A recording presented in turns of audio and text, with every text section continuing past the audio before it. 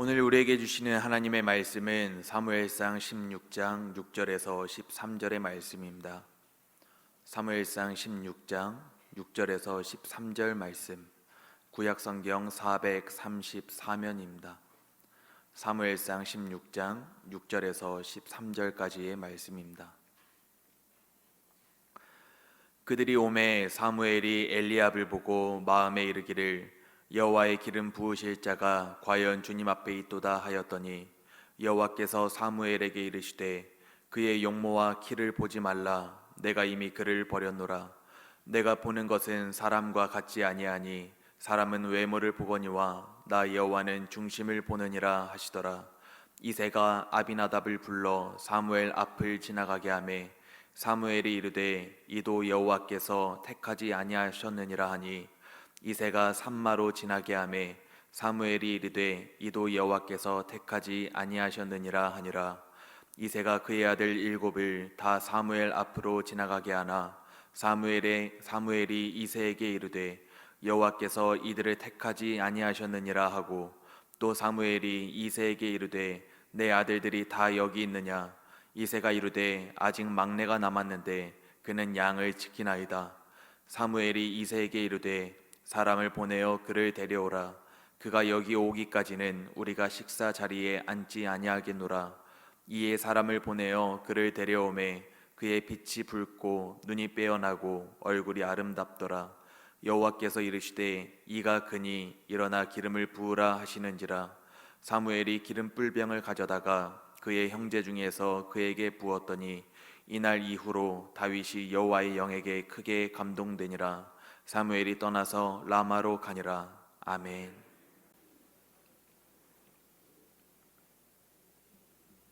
하나님이 우리와 함께 하십니다. 하늘에서 이루어진 것을 믿고 이 땅에서도 하나님의 뜻을 이루어 가기를 주의 이름으로 축복합니다. 지난 주간 책 한 권을 주문하여 받아보았습니다. 태양계가 200쪽의 책이라면, 태양계가 200쪽의 책이라면이라는 이 책입니다. 우리가 알고 있는 태양계의 행성들, 수, 금, 지, 화, 목, 토, 천, 해, 이렇게 옹기종기 모여있는 가족 사진 같은 태양계의 그림은 가짜라는 내용입니다. 저 그림은 가짜라는 내용입니다. 책을 소개하는 신문 기사에 낚여서 책을 구입했는데 결코 잘못 구입한 책은 아니었습니다. 우리나라 최고 대학에서 박사학위를 받고 현직 대학 교수님이 쓴 전공과 관련된 책입니다. 내용은 우리가 살고 있는 지구가 속하여 있는 태양계는 애초에 저렇게 그림 한 장에 담을 수 없을 만큼 엄청난 규모를 가지고 있다는 이야기를 하는 책입니다. 태양계를 100억 분의 1로 축소를 하면 우리가 상상하기에 적당한 크기가 되는데 이때도 태양의 지름은 약 14cm의 큰 자몽 정도입니다. 14cm. 태양이 14cm 정도로 줄어들면 우리가 속한 지구는 1.3mm의 좁쌀 크기이고 태양으로부터 15m나 떨어져 있습니다. 결코 가까이 붙어 있지 않습니다. 저렇게 가까이 붙어 있으면 우리는 다 타버리고 말았습니다.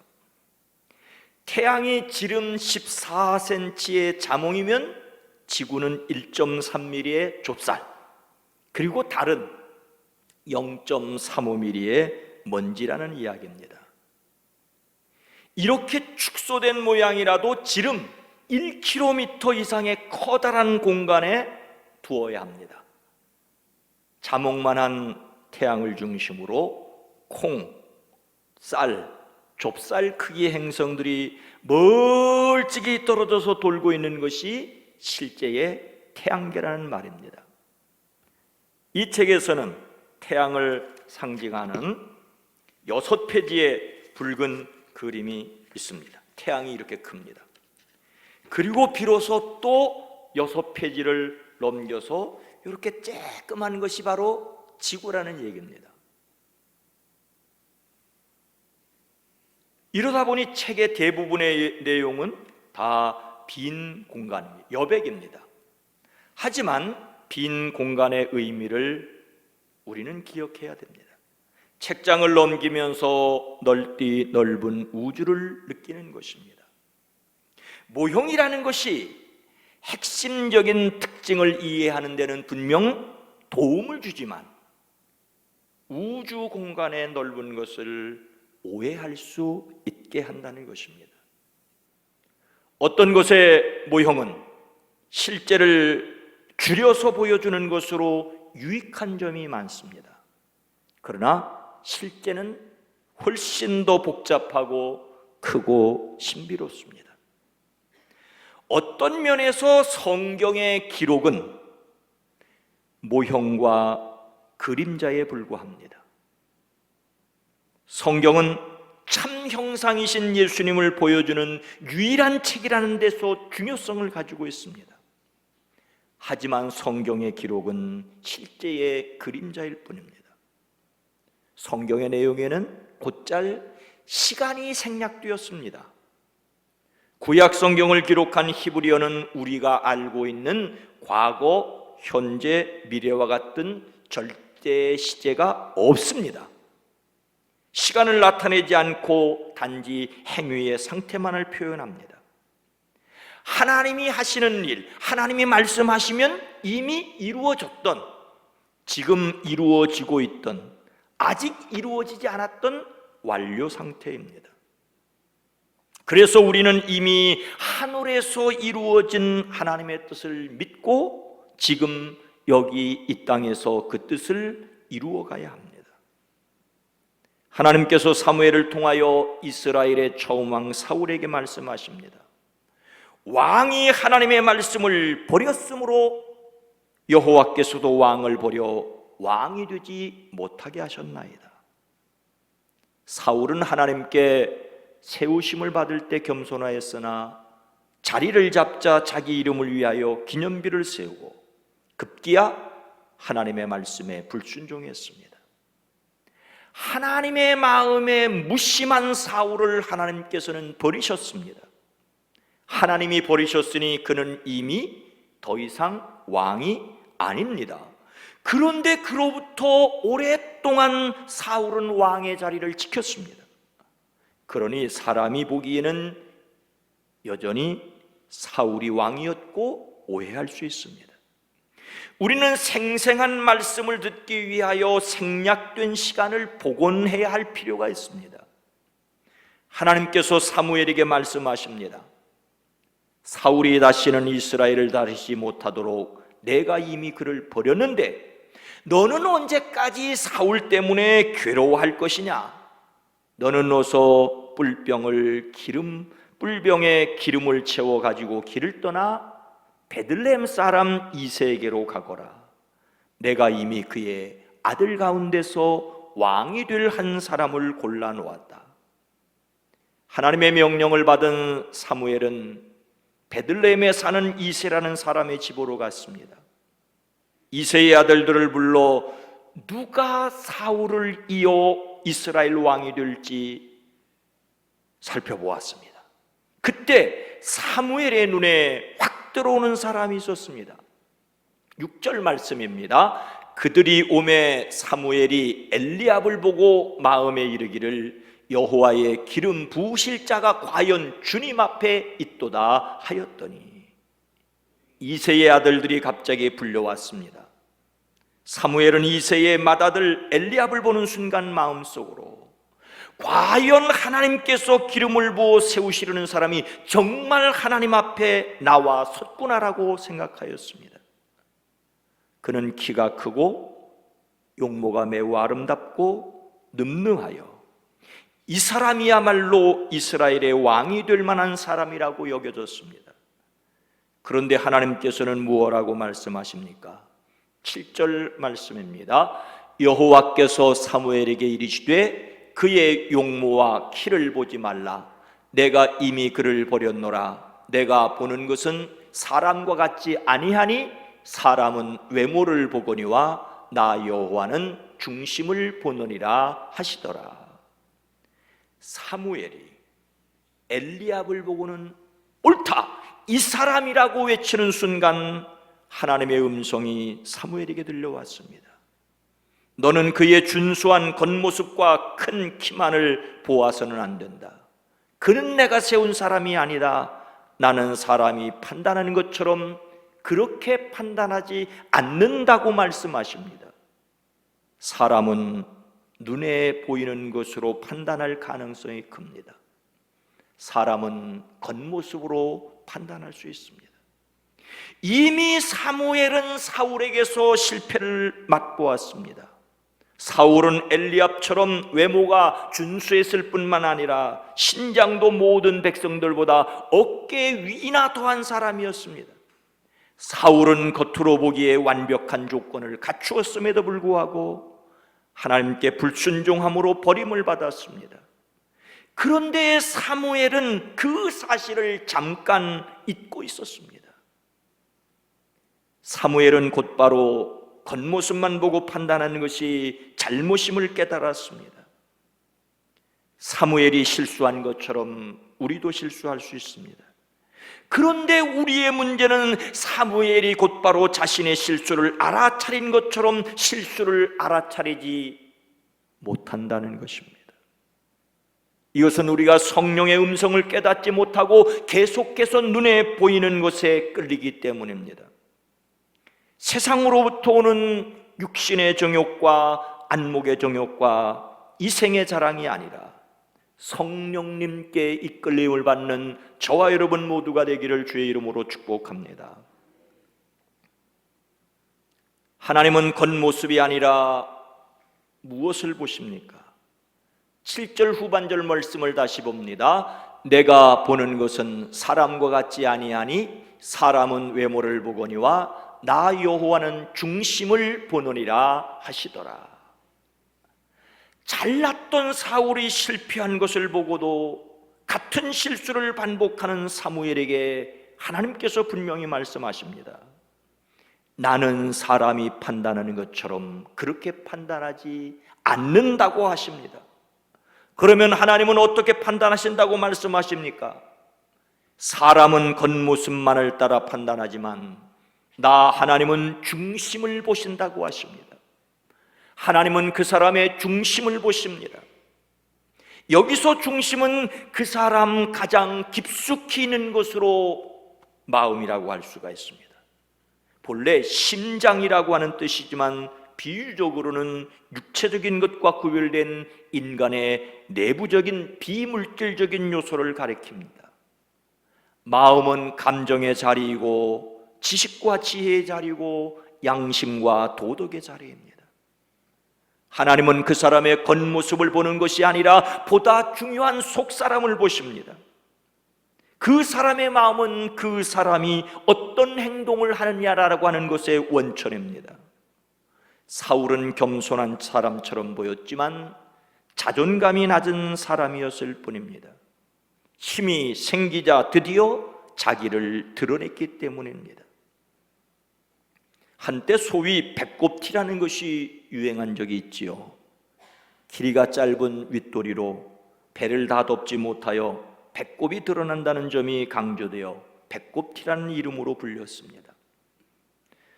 제가 아는 어느 목사님이 그 교회의 여자 청년이 배꼽티를 입고 예배당에 왔기에 넌지시 좀 가리라고 하였더니 하는 말이 하나님도 중심을 보신다는데 어때요? 하더랍니다. 당장 할 말이 없어 혼자 소리로 모르기나 하면 얄밉지는 않지 하였답니다. 배꼽이 중심이라는 주장은 아주 오래됐습니다. 배꼽이 사람의 몸 가운데 있듯이 세계의 중심은 예루살렘이라는 주장이 있습니다. 성전이 있던 예루살렘을 세상의 배꼽, 세상의 중심이라고 보았습니다. 그리스도인들조차 예수님의 십자가와 부활의 현장이 세상의 중심이라고 성묘교회 안에 세상의 배꼽을 만들어 놓았습니다. 저 배꼽을 만지고 있는 손이 있습니다. 그런데 여러분, 배꼽이란 무엇입니까? 아기가 어머니와 연결되었던 탯줄을 잘라낸 흔적입니다. 사람은 어머니에게서 영양분을 받고 자라서 비로소 세상에 태어났습니다.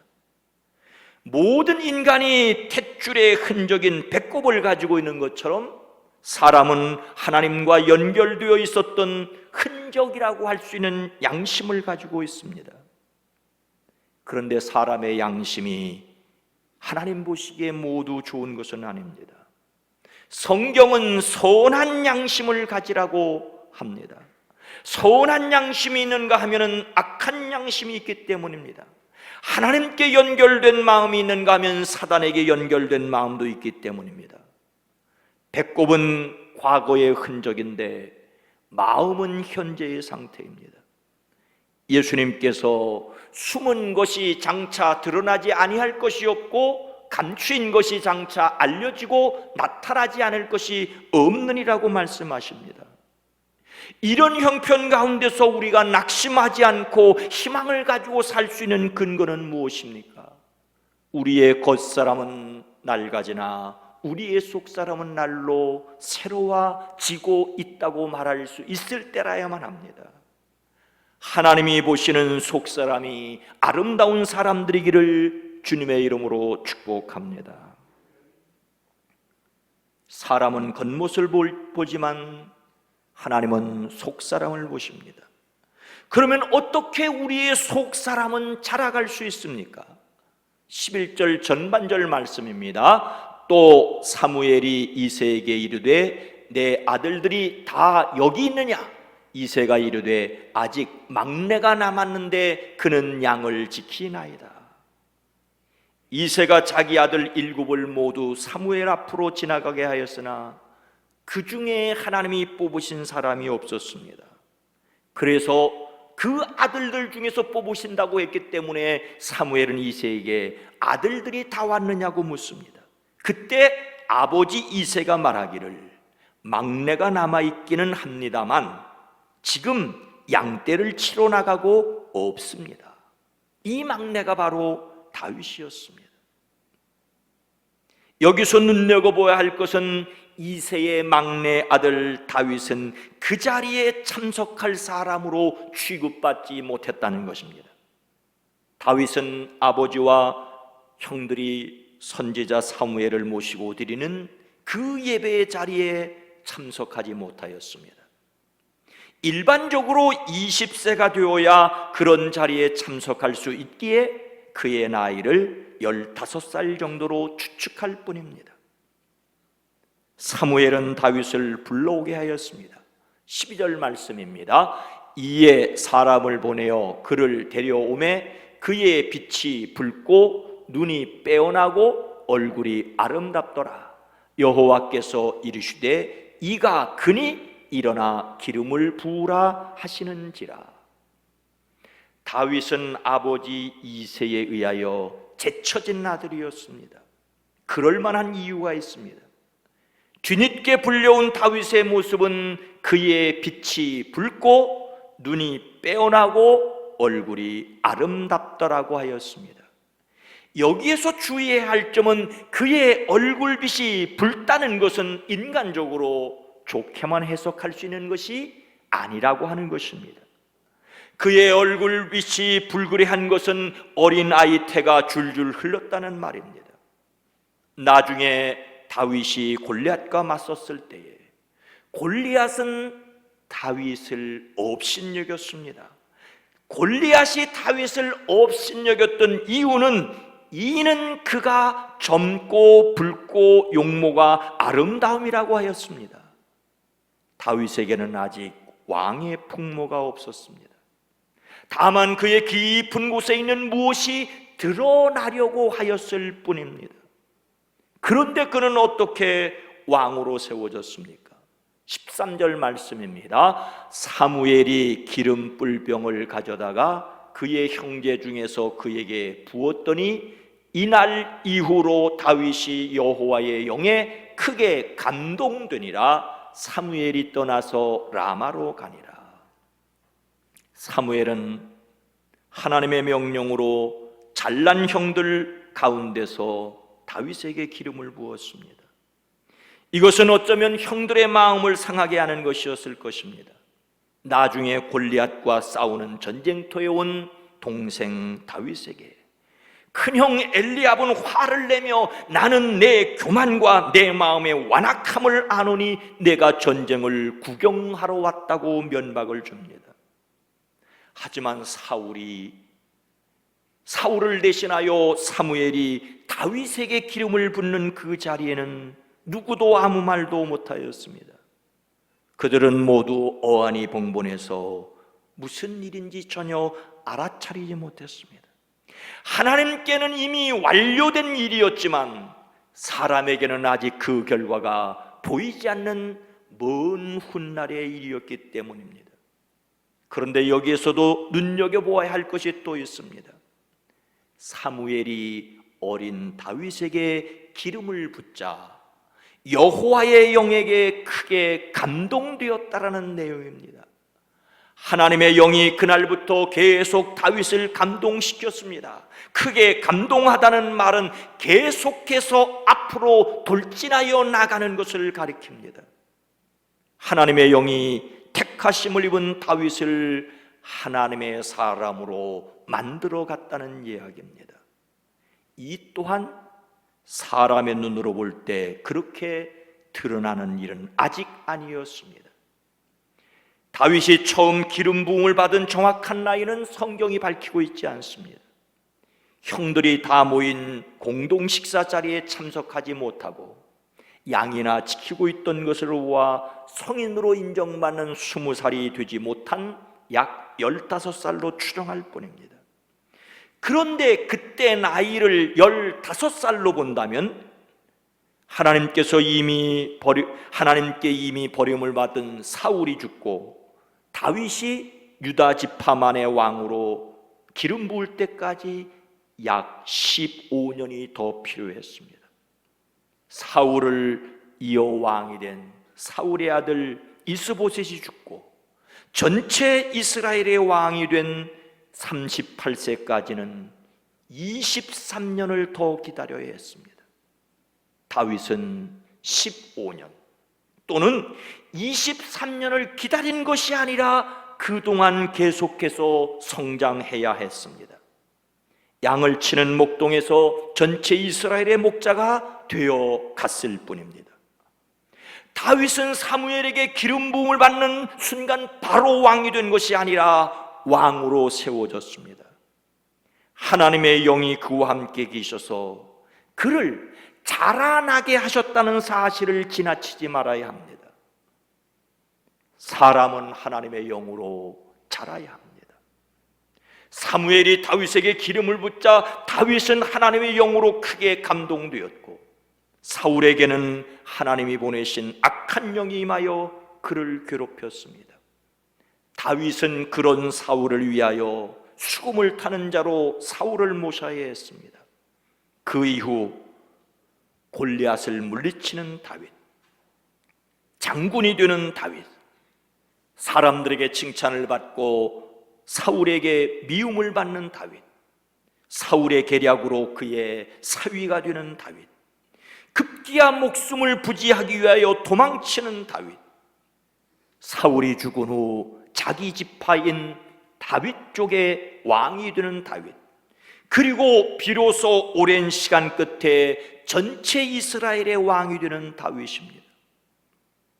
하나님께서 사울을 버리는 순간 그는 왕이 아니었고 다윗에게 기름을 붓는 순간 그는 왕이었습니다. 그러나 사람들이 그것을 알아차릴 때까지는 십수년 또는 수십 년이 지나야 했습니다. 시간을 압축하여 보면 그 결과를 분명하게 알 수 있습니다. 그러나 그 압축된 시간 속에서 현실을 보며 답답해하고 조급해할 수 있는 것이 인간입니다. 하나님의 사람은 하나님의 영으로 자라가는 것입니다. 사랑하는 성도 여러분, 파리의 한 카페에 피카소가 앉아 있었습니다. 그를 알아본 한 여인이 그에게 다가와 자신의 얼굴을 그려달라는 부탁과 함께 원하는 만큼 대가를 주겠다고 말했습니다. 간곡한 그녀의 청에 피카소는 단 몇 분 만에 여인의 모습을 그림으로 그렸습니다. 그리고 그 그림을 건네주며 50만 프랑, 우리나라 돈으로 1억을 요구했습니다. 여인은 깜짝 놀라 피카소에게 따졌습니다. 아니, 불과 몇 분밖에 걸리지 않는데 어떻게 50만 프랑이나 받아요? 피카소가 웃으며 이렇게 말했습니다. 방금 당신을 그리는데 걸린 시간은 단 몇 분밖에 되지 않았지만 당신을 이렇게 그릴 수 있게 되기까지 40년이나 걸렸습니다. 그림을 그릴 수 있는 시간은 단 몇 분이지만 그렇게 그릴 수 있을 때까지 40년이 걸렸다는 피카소의 유명한 일화 중에 하나입니다. 사람들은 시간을 건너뛰어 겉으로 드러난 결과만을 생각합니다. 그 속에 수십 년간의 축적된 경험과 지혜를 잊습니다. 그리고 겉모습으로 꾸미며 그 겉모습에 종종 속습니다. 그러나 세상에 오신 예수님에게조차 성경은 아기가 자라며 강하여지고 지혜가 충만하여 하나님의 은혜가 그 위에 있더라고 기록하고 있습니다. 오늘 말씀의 제목을 하나님께 점심을 드린 다윗이라고 읽지 마십시오. 하나님께 무관심했던 사울의 무심과 하나님께 반쪽 마음을 드렸던 솔로몬의 반심과 비교되는 하나님께 온 마음을 드렸던 다윗의 전심입니다. 다윗은 하나님께 온 마음을 드리는 사람으로 일평생 자랐습니다. 아니, 다윗의 후손으로 오신 예수님에게 이르러서야 비로소 하나님의 뜻을 온전히 이루어 드릴 수 있었습니다. 우리는 오직 우리 주 곧 구주 예수 그리스도의 은혜와 그를 아는 지식에서 자라가야 합니다. 이를 위해서 우리는 성령의 도우심으로 말씀의 귀를 기울여야 하고 우리의 눈을 하나님께로 들어 기도를 드려야 하고 목소리를 높여 찬양을 드려야 하고 하나님이 주신 은사를 인정하고 그 은사를 우리의 삶의 현장에서 실천해야 합니다. 일생 예수님을 닮아가는, 이미 하늘에서 이루어진 것을 믿기에 오늘 이 땅에서 그 뜻을 이루어가는 저와 여러분 모두가 되시기를 주님의 이름으로 축원합니다. 거룩하신 하나님, 자비로우신 주님, 주님이 우리에게 가르쳐 주신 기도를 통하여 뜻이 하늘에서 이루어진 것 같이 땅에서도 이루어지이다라고 기도합니다. 이미 그리스도 예수 안에서 하늘에 앉힌 자들이 되었고 영혼이 잘 되어졌음을 믿기에 영혼이 잘됨 같이 범사가 잘되며 또한 강건케 우리를 지켜 주시옵소서. 자비로우신 주님, 하나님 안에서는 하나님이 말씀하시면, 하나님이 약속하시면 이미 이루어진 것이기에 그것을 믿고 오늘의 삶에 끊임없이 달려가는, 잡힌 바 된 그것을 잡으려고 달려가는 우리의 삶이 되어지게 하옵소서. 우리의 무의식까지 주께 드립니다. 주여 받아주시옵소서. 예수님의 이름으로 간절히 기도드리옵나이다. 아멘.